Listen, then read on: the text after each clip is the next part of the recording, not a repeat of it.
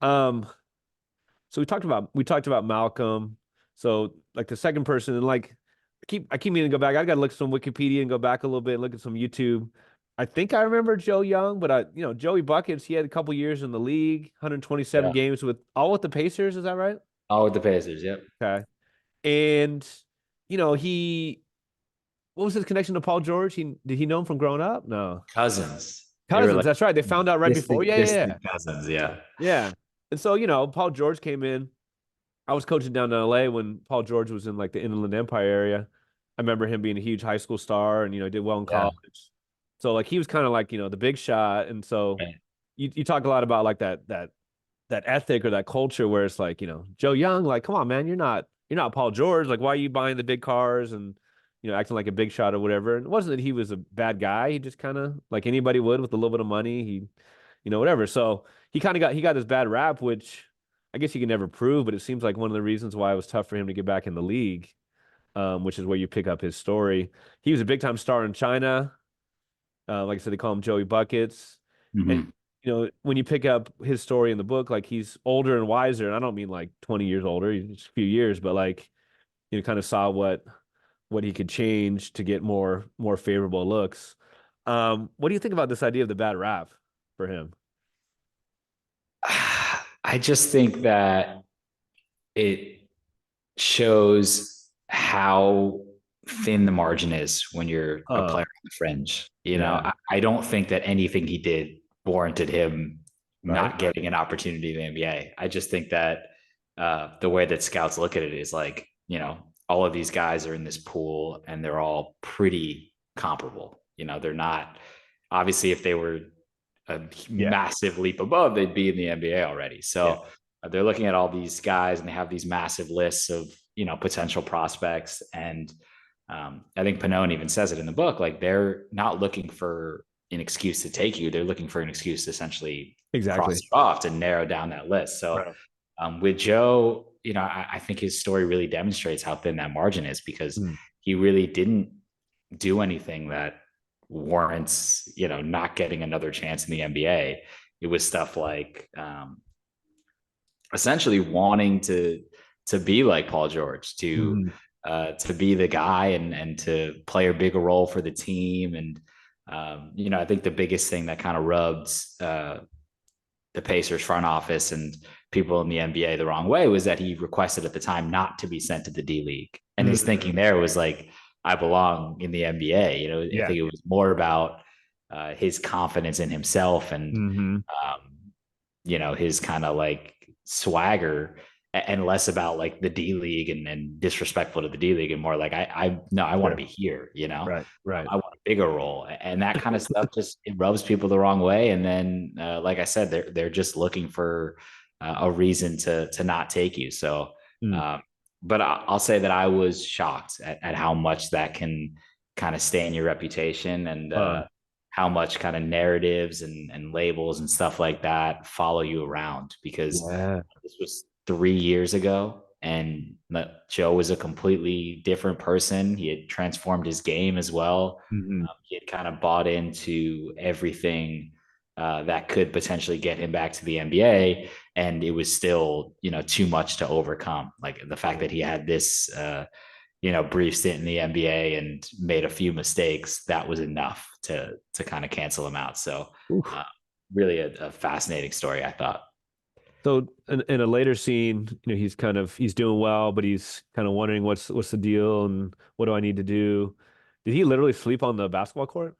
He literally, this was to me like this scene was kind of. I remember kind of being there and witnessing it and kind of rushing home and writing. I think I wrote most of it that night because to Uh-huh. me it was like the most powerful, like Yeah. the perfect kind of representation of all that goes into this, and how kind of draining and just deflating it can be.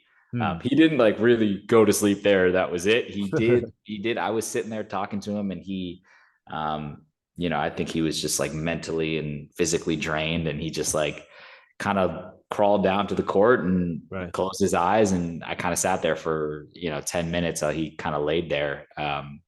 not fully asleep, but really resting and kind of feeling the weight, I think, of the moment.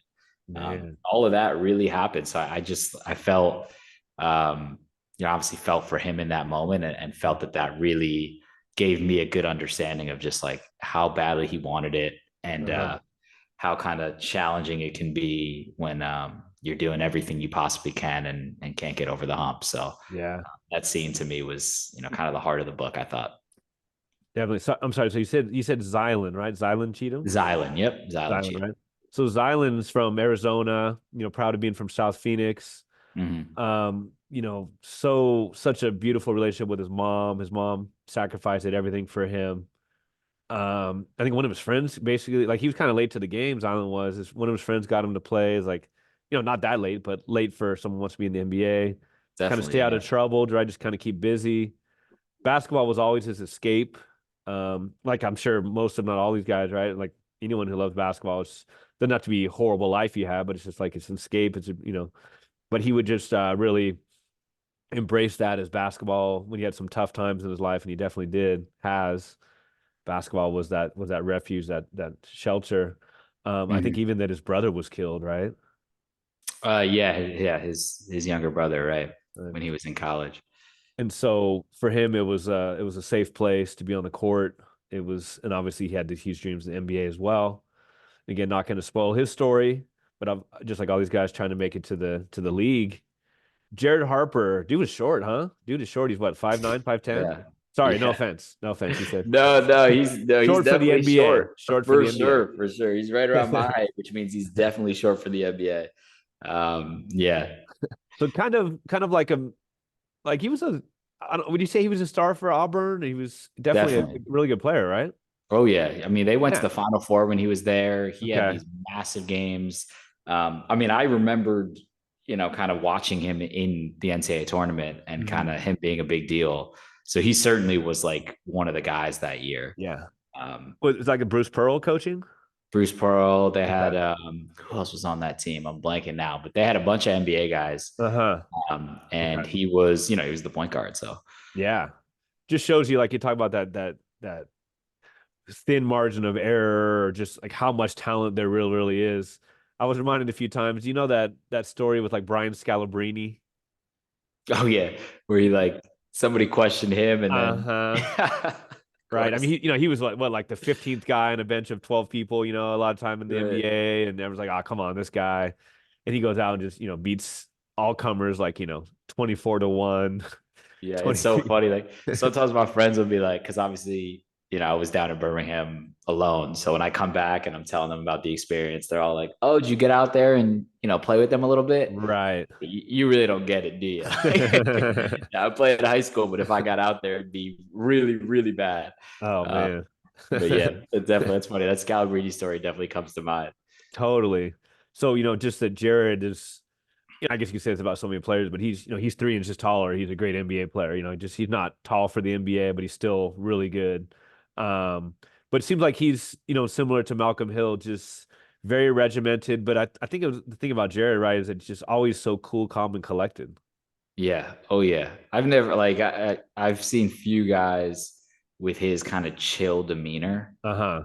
I mean, I talked to a few people who he was so calm and chill in certain situations that it looked like he was just not really engaged. And I Yeah. kind of had that impression at times. And I'd even ask the coaches, like, is maximum effort in there? Like, you know what I mean? Because it looks like he's so chill, but then he's racing past everyone on the floor. Yeah. Yeah, I think it's a reflection of his story because he kind of had that childhood of like always like being around basketball Hmm. and always playing up, and always kind of being challenged and put in these kind of difficult situations because his dad knew he was, wanted to be a basketball player, um, and kind of prepared him for all these moments. So, Hmm. uh, yeah, Jared definitely was, the like the perfect point guard. I mean, that Yes. he was always kind of under control and totally calm in these kind of difficult situations. Mhm.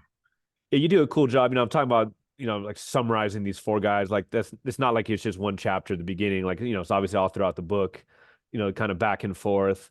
And one of the first chapters is titled basically, "What's the G League?" And Like a lot of people didn't know what it is, maybe don't know what it is in 2024. Talk about some of the history of like from the D League. It started in what 2002, 2003. 2001, yeah, 2001. I mean, I would if you would ask me to guess, I would have said like 2009 at the earliest. Like I didn't know. Right. I'm trying to, it was. I'm like, oh man, it does go back that far. And you talk about like Ronaldo Major, and I definitely remember that name. Probably being, knowing about the Warriors. He had got a little time there, Yeah, yeah. right? But he was like one of the early guys. He played in the D League with Dakota Force. Is that the team? Dakota Wizards. Dakota Wizards. Yeah. And he got at a fairly young age, 24, 25. He's playing with the Warriors on a 10-day contract. Hmm. I just whenever I think of 10-day contracts, I think of like especially like the key being a Kings fan, like those really lean years, like way back in the day. Yeah, And they would yeah. just they'd have so many 10-day contract guys, because they just had no other talent.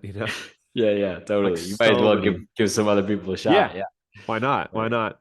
But Ronaldo had his, cup of coffee, cup of tea in the league, and ended up having, for his physical, ended up having like a irregular heartbeat or some sort of heart Yeah, a problem, heart right? condition, kind of a rare heart condition that um, demanded surgery right away. So Yeah, that obviously one puts everything in perspective and puts everything to a halt. sure. And so he was kind of in this trending up, trending up, trending up, and then everything stops. Yeah, Yeah. his story to me was just it's the best way to kind of demonstrate what the G League is all about. Because a guy Mhm. who he's the all-time leading scorer, he Yeah. played hundreds of games in the G League in the pursuit of this NBA dream, and played a handful of minutes in the NBA, Mhm. and was basically never going to stop chasing it, regardless of all these obstacles. So Right. I just thought he was the perfect guy to kind of go side by side with the history, because uh, Yes. can't really write about the G League without writing about the pursuit of the NBA dream. Totally, and then to make it worse, I mean, his dad passed from a stroke like unexpectedly, and Yeah. you just even wonder how he was even able to make a G League team or D League team. He just, but he did, like you said, he played what 9 seasons in the league. Oh yeah, and Man. hundreds of games and Hmm. all-time leading scorer, Yeah. and that for 30 minutes on an NBA court, Yes. and still says he wouldn't trade it for anything. He was never going to give up on that NBA dream. Well, that's one of the so many cool things about this book. Like for big time hoops junkies like you, like me, like the minor leagues. Baseball has that romanticism of it, right? I think of like I Mhm. don't know if you've ever seen Field of Dreams. Yeah, yeah, yeah, of course. Like Archie Moonlight Graham, right? He got like his little Right. time in the league, and he didn't want to cross because but like just this idea of the cup of coffee. My grandpa played in the minors and went to World War II, so it was always what if would he have made the league, and because he was too old when he came back and all that stuff, and Yeah, there's yeah. just such a romanticism of the minor leagues. Even the Michael Jordan story, which we'll talk about in a minute, because he relates to Birmingham. It's just like, Hmm. oh man, riding those buses and all that. So it's really cool to get this story of these stories of the minor leagues of the NBA. And again, minor's not the word because these are some great talents. Right. Well, Speaking thank you, of, man. Yeah, that was really the like one of the inspirations was just the fact that there's all this stuff about minor league baseball. uh-huh. Um, I think you're right. Like it's just that experience is kind of romanticized. That this is way below the glitz and the glamour, but they all have the Mhm. same goal, and they're all chasing this goal in the face of all these obstacles. So there's a great actually Feinstein book about minor league baseball called "Where Nobody Knows Your Name." Okay, yeah. That was like a little bit of inspiration for this, and the Yeah, fact that nobody had done it for the G League, and it's very much like a similar experience for minor league basketball players. So sure, yeah. that definitely pushed me to do it. So 2021 Birmingham, again the Squadron, they have their first season. Were they basically they were the former Erie team, Pennsylvania, or like kind of Yeah, yeah, okay. yeah. So they basically they launched a couple years earlier. Birmingham wasn't ready to basically play That's host, right. Yeah. but they kind of introduced it as a new team. They wanted a fresh start, so like it was a completely new kind of foundation. But the staff from Erie was the same that went to Birmingham. I know that I know, people know, but you don't really know until you live in Alabama. Like it's football country. Like football is everything, right? Oh yeah, Everything. yeah, for sure. Auburn, Alabama. You talked about that famous story of like the guy like poisoning the tree and Roll Tide and just craziness. So, obviously there are basketball fans there too, but it's tough to get a foothold in a state that has no pro basketball and it's just like football crazy. But Yeah. there's the statue in Birmingham was it Vulcan, Vulcan. Yeah. right? And this idea that like from the myth that like legends are forged, which is a Right. cool way of thinking about Birmingham as a city and the basketball team. Like, shoot, in the G League, you're not born that way. You got to make yourself that way. You're forged in the fire, so to speak, and all that, right? Totally. Yeah.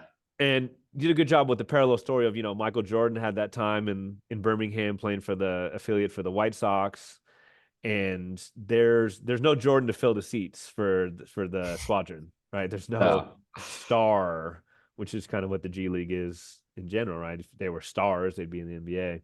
Right. But it does seem like the with Pannone and the coaching staff, right away they wanted Joe Young, like he was the star that they really wanted. He was a star, maybe even quotes. What do they Right. feel like they would be doing by bringing in him? I think they just wanted another kind of, I think the way I describe him in the book is a get out of my way, Mm-hmm. I got this type of star. Yeah. They had a bunch of really I mean, they scout, I would say, more for character than they do for pure talent. Mm-hmm. Um, but at the end of the day, you need some pure talent. And that's not to say Joe is a great guy, Sure. and they You wouldn't can have bring you can have anybody in both. who doesn't have great character. But they also felt like they needed somebody who could go get a bucket and Yeah. kind of carry them. And then also, I think that they had this philosophy early on, which a lot of G League teams kind of share, of bringing in just young players because, for obvious reasons, young players have more room for growth, more potential. You're more likely to kind of find some hidden gems who, for some reason, didn't get drafted, and now they're kind of untapping their full potential. Mm. Um, they found that process of just bringing in young players was not successful Right. because the just chemistry was kind of all over the place. It was disorganized. Guys weren't kind of invested in the right things. They didn't understand what it meant to be a pro. And so they also made like a concerted effort with this team to go out and get some veterans who could be leaders and could speak to being in the NBA and kind of mentor some of their younger guys. So Joe Young was also a perfect fit for that because he had the NBA experience. He was kind of this, changed man and understood what NBA teams were looking for and kind of the blueprint to get there and how fragile all of this can be because he had kind of messed it up on his first go around. So Huh. for many reasons, he was kind of a perfect fit for this team. Talk about through Coach Pannone and just like in general, like you'll hear other coaches say it, like some of the rules for the team, the league, Mm-hmm. just like embrace the suckiness is one. You know, you tell stories not just about Birmingham, but about these bus trips. There was one team, maybe the Texas team, where like the bus driver didn't know she was working till a few hours before, and like was like literally like not safe, was just like falling asleep, and so like the coach had to drive, and Right. one of the Birmingham things they had all these flights were canceled, and they had to do like four different ones, and this one flew, and this one drove from whatever. Man, there was a name out of the past. Hashim, I think Habib. Seemed to be. Yeah. Ooh, Yeah. man, number one, number two draft pick, right? Yeah. Who really unfortunately fizzled out, and like he needed new shoes, and it wasn't like the NBA where it's like they have 20, Right. 20 pairs ready, and all these things. So it's just like embrace the suckiness. Just be aware that you're not going to go first class, and Yeah. because of that, like you said, they're the G League in general, definitely Birmingham. They're looking for character guys. They're looking for guys who can be role players and ego, but also if the ultimate goal is to make the NBA, like you've already said, you're not going to go and score 30 in the NBA, most likely. Mm-hmm. What's your role? Are you going to be the dirty work guy? Are you going to be a rebounder? Are you going to be a Anthony Tolliver, who you referenced later, who really decided like, hey, being pro is a choice. Like, embrace your role. He ended up. I think he was the one that really like totally turned himself into a 3-point shooter too, Yeah. Yeah. right? Completely. And I To, definitely to remember that fit name. He had a that. Yeah. good To fit that mold. right. He had a good what 6 or 7 years in the league, right? More, I think, over Yeah. 10. Okay, coming So coming from the G League. So yeah. long story short, too, I'd love to for you to talk a little bit about Coach Pannone. I mean, he's won everywhere he's gone. He really does seem to be all the players are just saying, man, he really cares about us outside of the court. Like he's just a good dude. He's a hoops junkie. He's also very straightforward with the players, and Yeah, but just the idea of like same for players. It's about luck and it's about opportunity, and but I guess the same how that works for coaches. He obviously wants to get to the NBA. That's the ultimate goal for totally. him.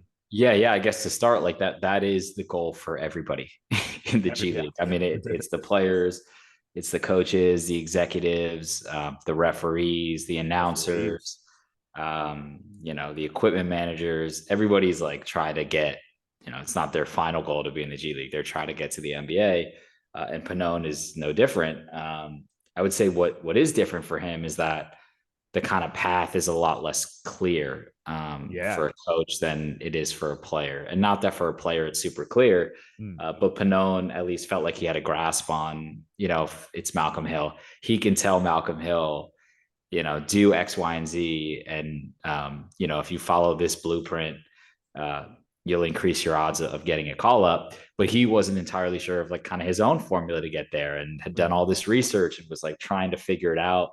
Um, and had to kind of come to terms with the fact that like it's not gonna be do this and then this happens. That's just not how it works. So much of it in the coaching world is about connections and timing, and he talks a lot about kind of getting your break and obviously being ready for when that break comes. But we had this kind of powerful conversation that's in the book kind of later on, um, where he's basically telling me that no matter what happens, he's at peace with his career and his journey because he understands that a lot of it's out of his control, and that you can't kind of hang your head about an opportunity that somebody else has to give you. Mhm. And he kind of changed his perspective and um, was basically in a position where uh, as long as he did everything that he felt was right and he took all the steps that he thought could get him there and treated his players the right way, like never kind of cheated the game, was Yeah. always um, putting in as much work as he possibly could and kind of doing everything he possibly could to get to the NBA, then he could just be at peace with kind of never making it. Because I think the big thing he says and the realization he came to is like, if I go to the NBA tomorrow, if Joe Young goes to the NBA tomorrow, I'm not a better coach than I was today, and Joe Mhm. Young's not a better player than he was today. Um, it's just that you got that break, and so it's really just about doing everything within your power and understanding that that's kind of a part of the journey. But um, for him, it definitely is. It's crazy to see how much he puts into it, how good of a coach he is, how much success he's had, how much his players love and respect him. And yet he'd been coaching for almost 2 decades and hadn't cracked in. So Right. uh, it just kind of illustrates how tough that is. Yeah, you really get us to identify with, and sympathize with, and maybe and empathize with the players, the coaches. I mean, when there's some possible call ups or these changes of career or changes of teams, like like, man, why I'm feeling it for these. I'm like, why is my stomach pounding, or why is my what's the expression? Why is my heart pounding? Yeah, yeah. You really are invested in them. Um, with the team in their first year, a lot of ups and downs in the early part of the year. They're maybe like 2-5, then they get like a 4-game winning streak. A lot of roster changes like any G League team. Alvarado, a lot of us know Jose Alvarado for the Pelicans, right? Because that's Mm-hmm. their major league team, if you will. Yeah, He's back and forth, and was it Murphy and some big time players or players that you hear about, NBA guys, and sure. there's just a lot of back and forth, and the teams up and down, and then of course you come to I'd forgotten how huge Omicron was in the NBA, right? This would have been Yeah. what, end of December 2021 December 2021 into January into 2022. January, right? Where so there's like the Vegas showcase, is that the right term for it? Winter Showcase at G Winter League showcase, Winter Showcase, right? like in Vegas. And so it's like as soon as they get there, like Omicron is a huge deal, like mask, back back to almost like lockdown type things.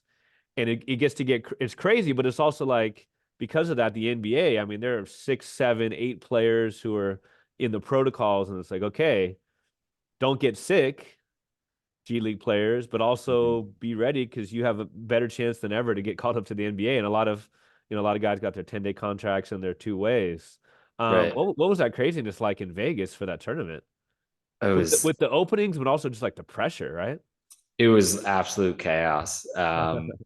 And I would say that that kind of made the book what it is because this became a record breaking season for the G League. Yeah, it Obviously, did. something I did not foresee, but like Mm, um, this was the most call ups there had ever been by like a long shot, over double the previous record. So like um, it created this kind of perfect storm for G Leaguers, but it also was this incredibly tense time because, um, while Omicron wasn't as dangerous a strain to get, and most of these guys, or all of them actually, if they're playing the G League, are vaccinated, um, they knew that like that opportunity like hung on their being available and being healthy. yeah. And so a lot of these guys were getting called up and then testing positive or testing Ouch. positive going into this situation and then being kind of ruled out. And so you have this kind of situation where the opportunity's never been greater. NBA teams are decimated. They need relief right away. They need guys to come up and actually play right away.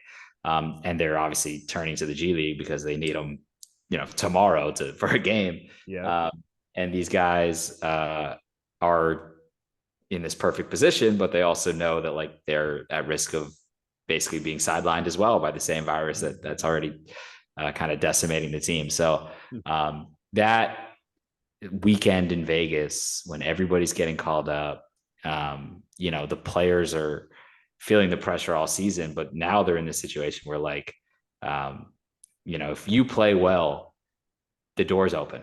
like Mm, like somebody is bound to give you a shot if you yeah. can thrive in this, in this very uh unique circumstances. Unique for sure. Um and so I just remember talking to these guys and um seeing how kind of focused they were and how determined they were and knowing that this was probably going to be their best shot to Mm, achieve that dream and get to cross that off the list of getting to the NBA. So uh, it was a it was an insane and yeah. intense time.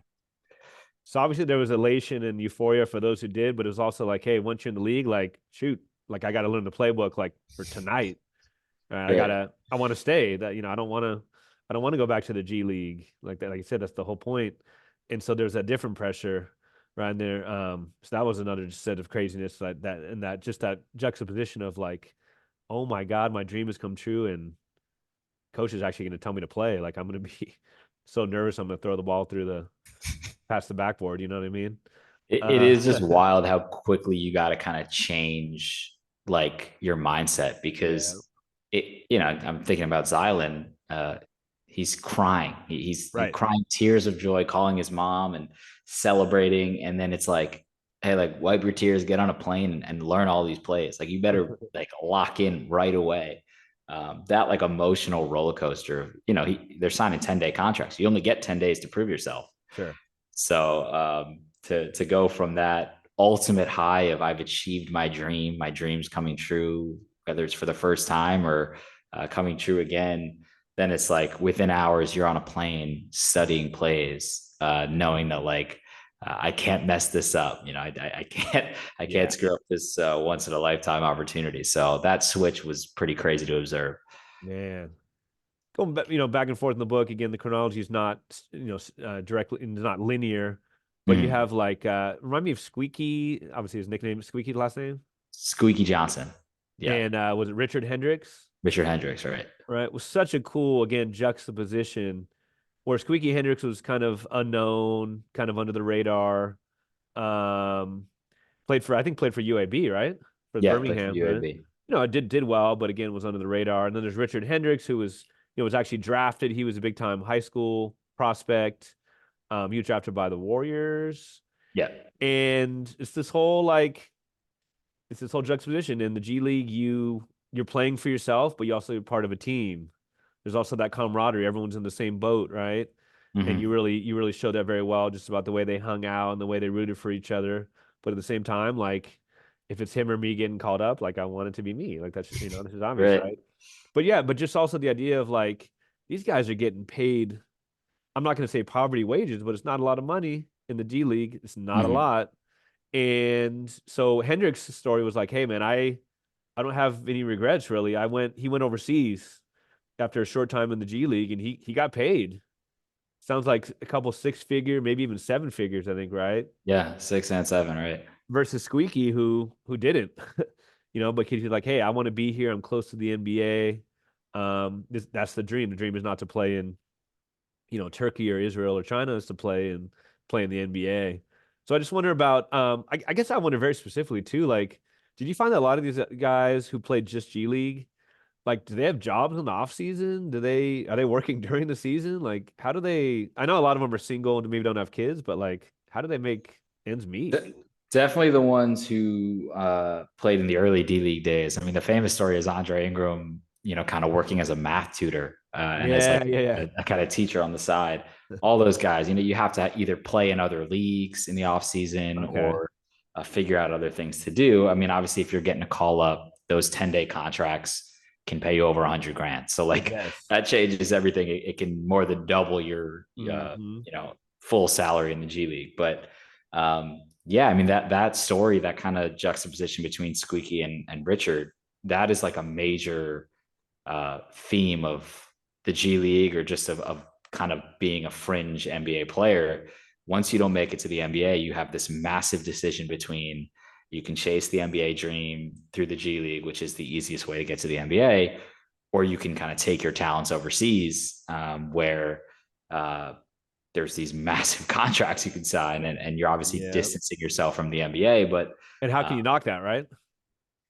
you can't. Yeah. It seems like, to a lot of people, it just seems like the kind of no brainer logical choice. Hmm. But the thing I write in the book is that logic goes out the window when you're chasing like a Yeah, childhood dream. sure.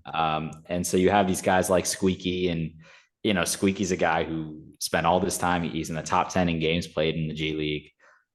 Spent all this time making 30,000 for a season or whatever it was, and trying to get to the NBA, turning down these contracts that, I think there was one that was prepared to pay him 30,000 a month Ooh, in Asia or something, and he's making 30,000 for a 6 month season yeah. in the G League.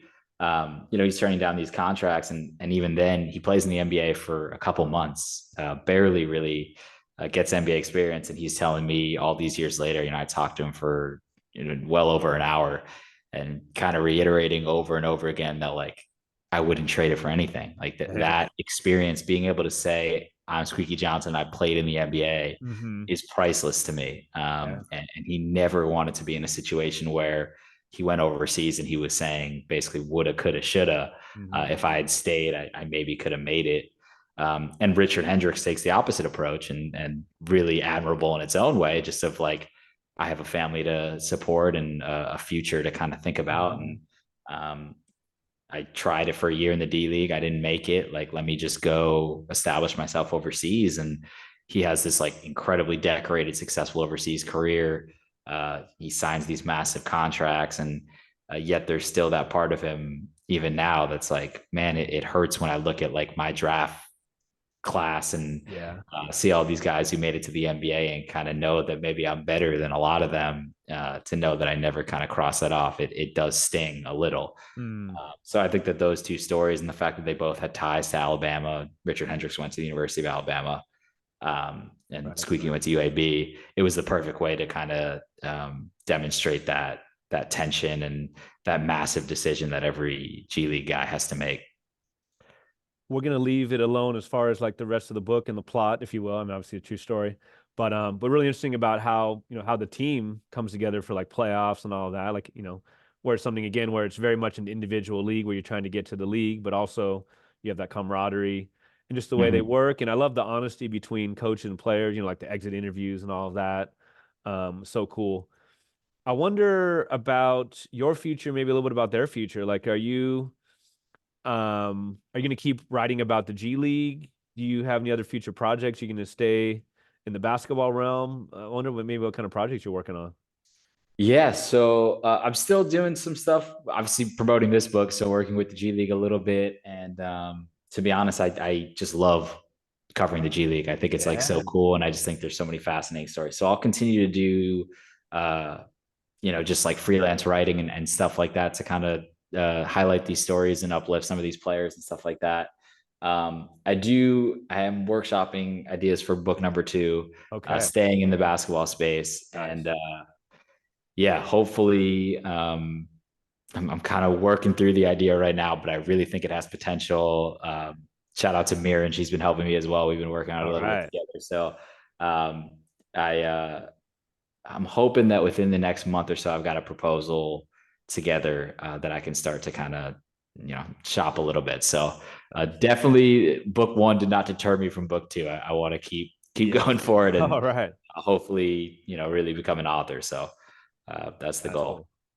Well, you are definitely an author. Such a cool book. I'm biased being a big hoops junkie, but just such a cool, like I said, fly on the wall for those who weren't there, for those like me who consider myself, to be a basketball junkie but don't know a lot about the G League. Just such a cool read. So clearly that you're passionate about hoops, about the G League, but also able to, take a clear-eyed view. So, congrats, man. Thank you so much, man. I really appreciate it. And I'm a huge fan of the podcast. So this is like super cool for me. And yeah, I remember talking to Mirren when I was in LA, and she's like, you got to get on, this Yeah, podcast. And maybe I'm like, man, I would love that. So this is, that was months ago. So to be here talking to you is really a treat. So thank you, man. man. Such a huge compliment. Appreciate it. And again, continue good luck with your writing. Thank you. Thank you.